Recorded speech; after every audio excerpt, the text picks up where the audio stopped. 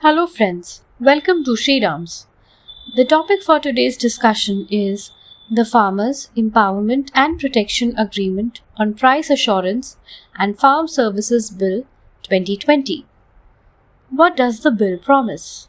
It promises to create an ecosystem where the farmers and traders can enjoy the freedom of choice relating to sale and purchase of farmers' produce, to facilitate remunerative prices through competitive alternative trading channels, to promote efficient, transparent, and barrier free interstate and intrastate trade and commerce of farmers' produce, and to produce a framework for electronic trading. What are the contents of the bill? Essentially, it allows sale and purchase of agricultural commodities in a trade area which is defined as any place outside the physical boundaries of market yards managed or licensed by the APMCs. The only requirement for business is the trade area is that the trader should have valid permanent account number and the farmer should be normally paid on the same day. In future, government can prescribe a system for registration of traders, modalities of transactions, and mode of payment to farmers. Who can buy the farm produce? Any entity having a PAN card can establish and operate an electronic trading and transaction platform for trade in agricultural produce. It cannot be an individual. How will the farmer be paid when he sells? This is an area of concern. The bill says that in trade area, payment will be made on the same day or in 3 working days. In Nashik, the largest grape exporting district of Maharashtra, grapes have been out of the purview of APMCs and the crop is sold by farmers outside the mandis. From time to time, there are reports in media about traders defaulting on payments of crores of rupees. Such problems are not common when it is regulated by APMCs. It needs to be categorically stated that legally the farmer is either paid in cash or by electronic transfer on the same day and before delivery of produce. Will there be mandi taxes? No, there will be no market fee, cess or levy on the transactions in the area. Presently, various taxes, fees, commissions in APMCs in various states range from 1% in some states to 8.5% in Punjab. How will the disputes be settled? This is another area of concern.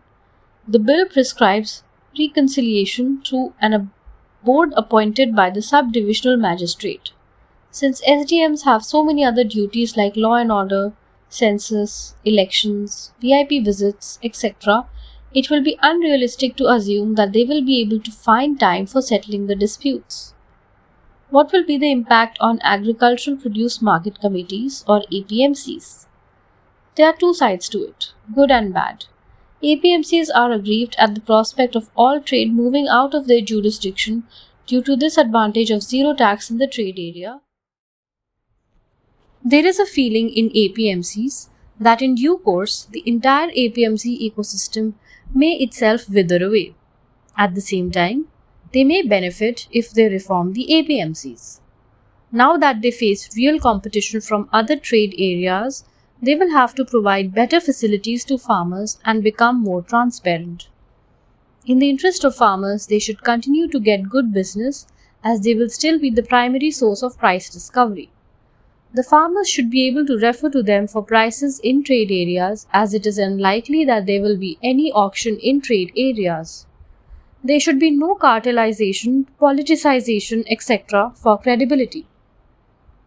Is it within the power of union government to legislate on agricultural marketing? On this subject, state laws are subject to union law. Entry 26 of the 7th schedule of the Constitution of India in the state list is about trade and commerce within a state, but the subject to provision of entry 33 in list 3 or the concurrent list.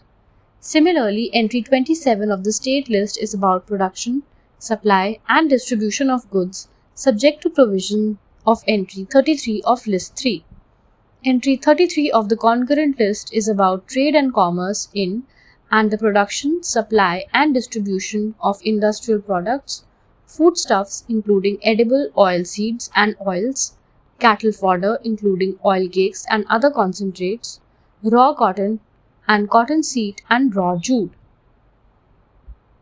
But entry 33 of concurrent list does not include all kinds of farmers' produce.